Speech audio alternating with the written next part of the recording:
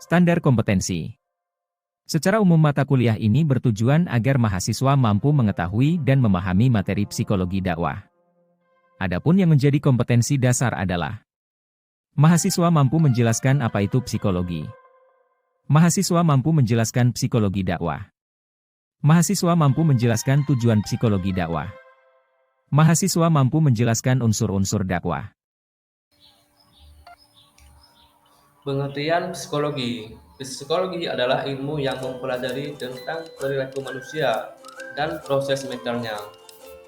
Ini merupakan bidang ilmu yang fokus pada pemahaman tentang bagaimana orang-orang berpikir dan berperilaku. Psikologi juga menjelaskan berbagai aspek kehidupan manusia, termasuk bagaimana individu berinteraksi dengan lingkungannya.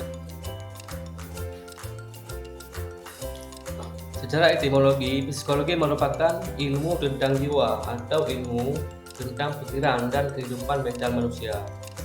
Ini menggambarkan fokus utama psikologi pada pemahaman dan studi tentang perilaku, proses mental, dan keadaan batin manusia.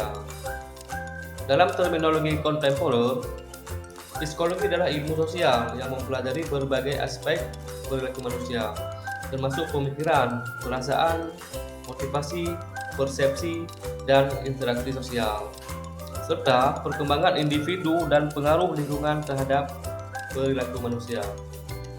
Ini adalah ilmu yang menggunakan berbagai metode penelitian dan pendekatan untuk memahami kompleksitas manusia, serta mencoba menerapkan pengetahuan ini dalam berbagai konteks, termasuk kesehatan mental, pendidikan, psikologi klinis, psikologi sosial, dan psikologi perkembangan. Selanjutnya, psikologi dakwah. Psikologi dakwah adalah bidang kajian yang menggunakan prinsip-prinsip psikologi untuk memahami serta meningkatkan dan mendukung aktivitas dalam dakwah Islam. Ini mencakup pemahaman tentang perilaku manusia, komunikasi, dan motivasi dalam konteks pesan-pesan agama. Tujuannya adalah untuk memudahkan para dai dalam menyampaikan pesan-pesan dakwah.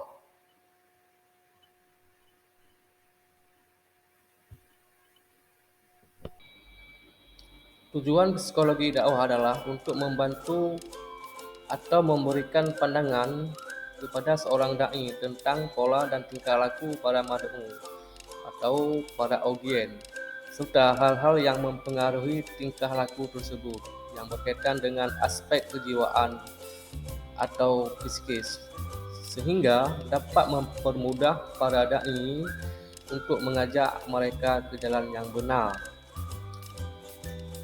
Karena seorang dai ketika menyampaikan pesan dakwah tentu akan berhadapan dengan orang-orang yang berbeda psikologinya ataupun berhadapan dengan orang-orang yang berbeda kejiwaan maupun karakternya, sehingga psikologis mad'u ini benar-benar harus dapat diketahui oleh seorang pendakwah ataupun seorang dai.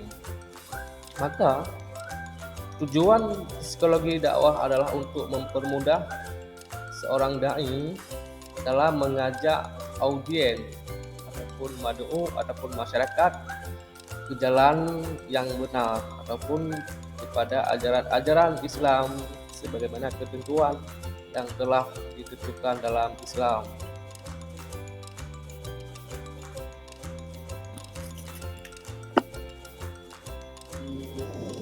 Masih pada tujuan psikologi dakwah, yaitu psikologi dakwah juga bertujuan untuk membantu dalam memahami bagaimana pesan dakwah itu dapat mempengaruhi sikap maupun perilaku atau keyakinan individu.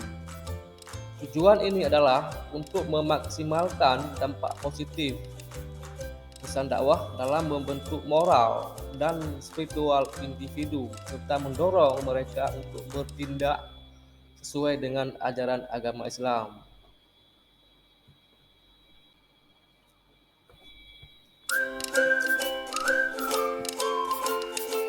Kemudian tujuan psikologi dakwah juga dapat membantu untuk mengidentifikasi kebutuhan, masalah, dan tantangan individu dalam praktek agama.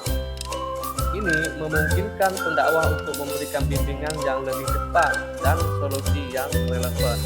Kemudian juga tujuan psikologi dakwah yaitu untuk pengembangan diri ya. Yaitu psikologi dakwah dapat membantu individu dalam pengembangan diri mereka sebagai umat Islam. Ini mencakup memberikan dukungan psikologis, bimbingan, moral, dan dorongan untuk meningkatkan kualitas spiritual dan moral mereka.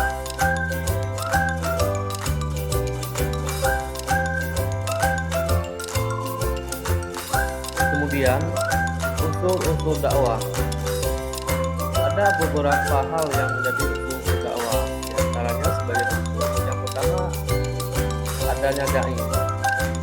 Dai adalah orang yang menyampaikan pesan-pesan dakwah ataupun orang yang mengajak orang lain kepada kebaikan. Dalam bahasa lain juga dikatakan sebagai komunikator ataupun orang yang menyampaikan pesan-pesan agama.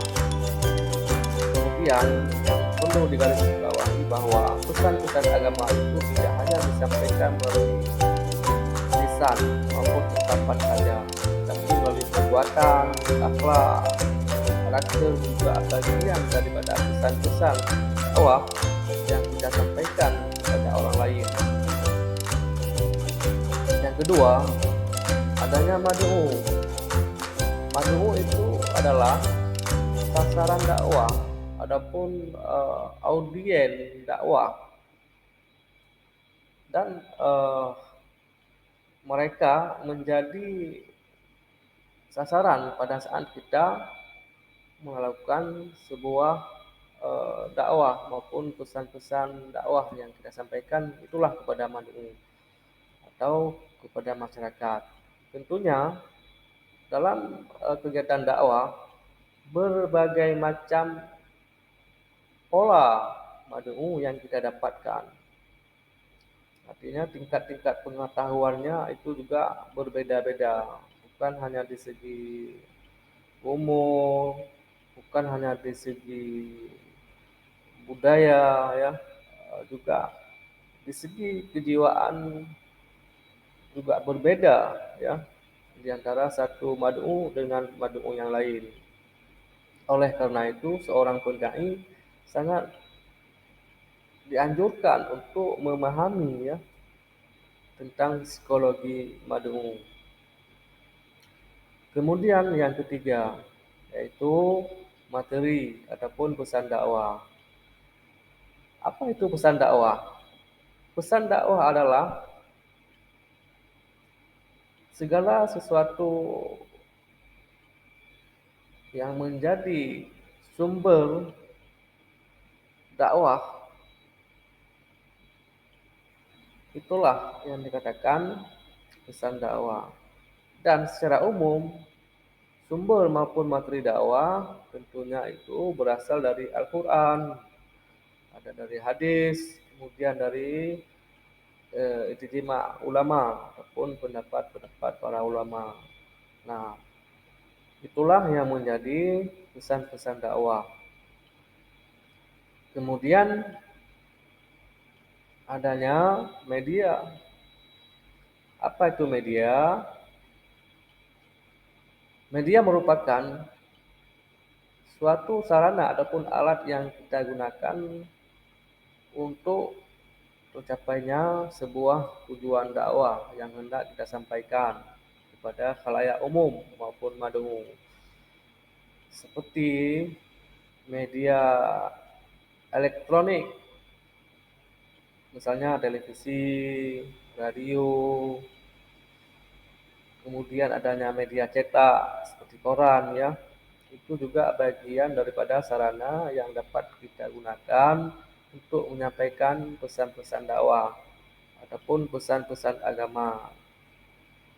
Apalagi di zaman sekarang ini zaman yang canggih ya, teknologi. Kemudian pengertian dai. Dalam Islam, dai adalah seorang yang menyampaikan ajaran Islam kepada orang lain dan mengajak mereka untuk memahami dan mengikuti ajaran Islam. Seorang dai dapat juga berperan sebagai orang yang menyampaikan khutbah misalnya di masjid, kemudian sebagai pendidik atau memberi contoh yang baik dalam upaya menyebar luaskan agama Islam. Dai adalah orang yang menyampaikan pesan-pesan agama melalui dakwah dengan menggunakan berbagai metode komunikasi. Selanjutnya, pendai dalam perspektif Islam. Seorang dai itu haruslah memiliki pemahaman Islam yang mendalam, kemudian imannya yang kokoh, serta hubungan yang kuat dengan Allah Subhanahu wa Ta'ala. Kemudian dai juga harus memiliki pengetahuan dan wawasan tentang apa yang didakwahkan sebelum ia menyampaikan dakwahnya kepada orang lain. Nah, dalam hal ini tentulah sangat urgen untuk diperhatikan. Mengapa? Karena sebelum kita itu menyampaikan pesan-pesan agama, tentunya orang yang menyampaikan terlebih dahulu memahami apa yang ia sampaikan kepada orang.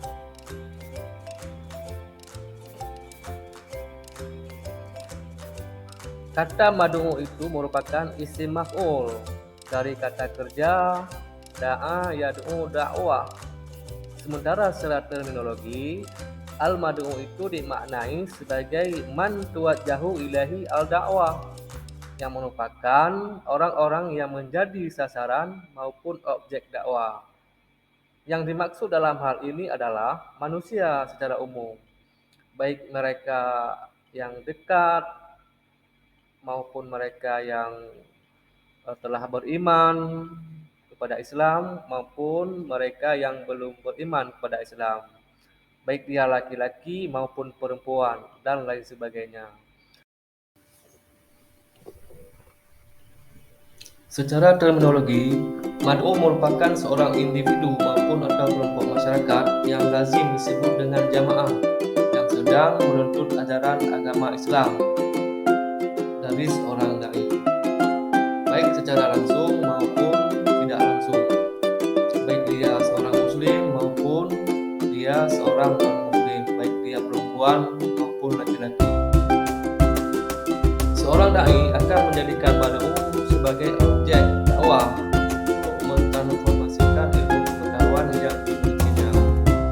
Mad'u sebagai objek dakwah bagi seorang dai ini merupakan salah satu unsur.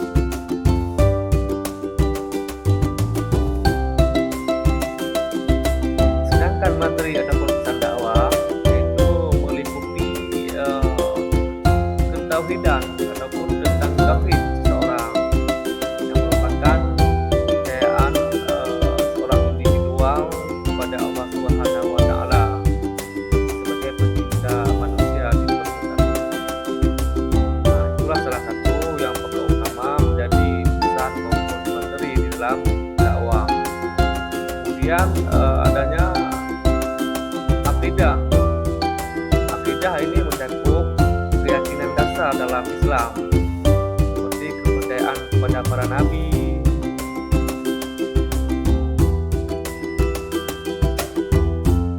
Allahu Akbar, Allahu Akbar,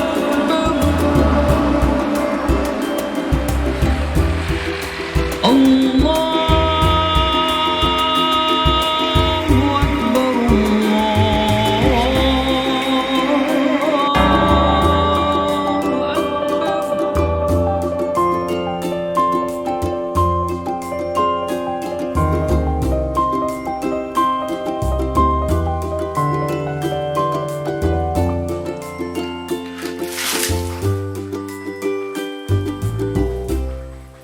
Salahmu sendiri di situ. Yo apesmu, muslim itu harus bersabar dan mudah memaafkan.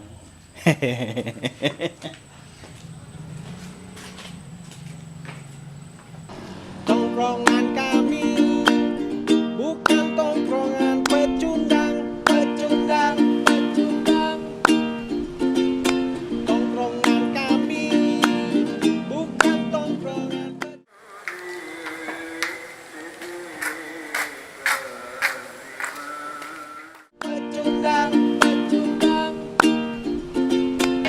Mas, ini ada sedikit rezeki buat makan, Mas. Alhamdulillah, makasih Mas.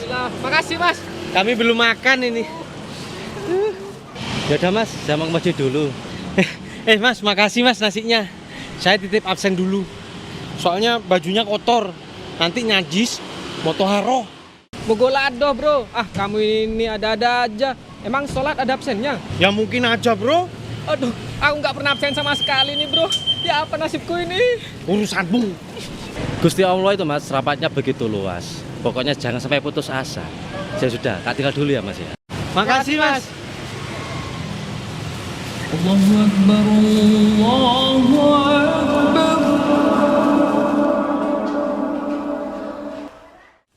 Yesus, kerja bayaran nggak sampai sebulan habis. Beras di rumah cepet habis. Banyak tikus. Bos juga pelit. Kasbon nggak boleh. Nyari kerja juga susah. Terus mau gimana ini nasib? Tiap hari ngepel. Besok kotor lagi, dipel lagi, disapu lagi. Hidup kok kayak gini-gini terus.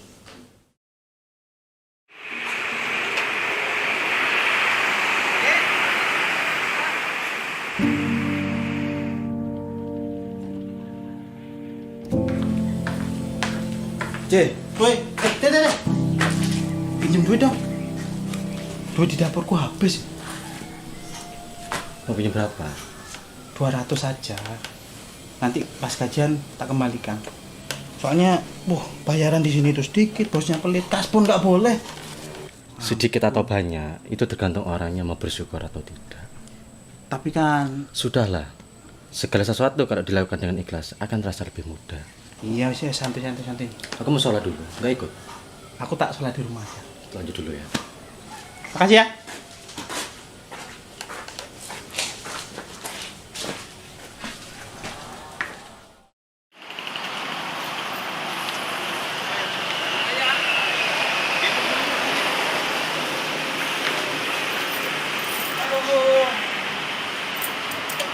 Aduh. Sepertinya hari ini kita dapat sedikit, Bro. Iya, Bro. Nasi sebungkus aja nggak cukup. Ya nggak apa-apa, Bro. Adanya cuma segini. Aduh.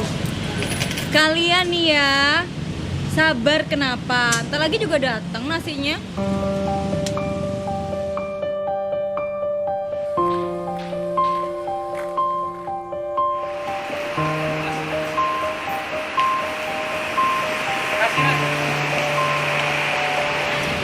Tuh kan, dateng kan nasinya? Dibilangin juga. Kalian gak ke masjid? Ngadep sana sama yang ngasih rejeki.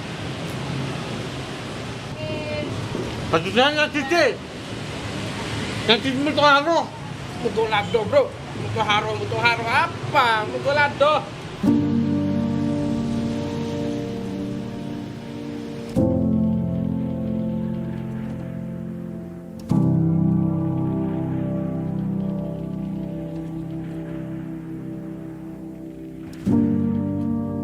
Saya nggak terima pokoknya. Gak terima apanya? Kenapa sih dipersulit? Gak sulit kalau kamu kerjanya benar. Dasar bos pelit. Gajinya ini loh nggak cukup buat saya sehari-hari. Ya terus. Pokoknya saya mau keluar dari kantor ini. Ya udah, silakan. Terus gaji saya yang terakhir mana? Kasbonmu lebih banyak daripada gajimu. Sudah. Berarti saya nggak dapat apa-apa ya? Ya iyalah. Aku punya utang ke dia. Tagih ke bos. Woi, enak aja kerja nggak becus. Enak aja kalau ngomong. Sabar ya, Bos. Emang dia punya utang ke kamu? Nggak ada, saya sudah ikhlas.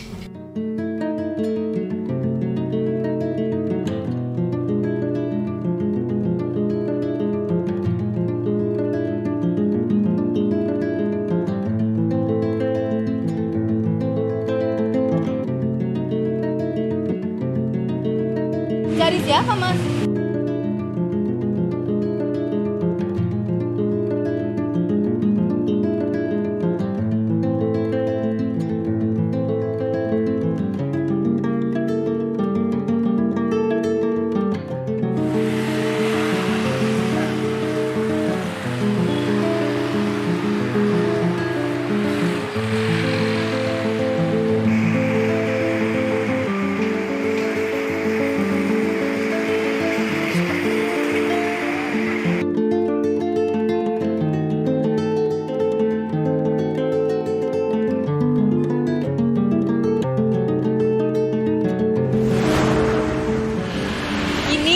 kalian. Sekarang nggak ada alasan najis lagi kan? Makasih, C.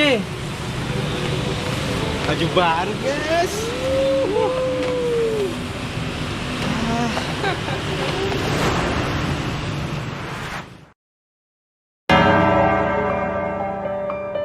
Akhlak adalah perhiasan diri. Karena akhlak adalah buah dari keimanan.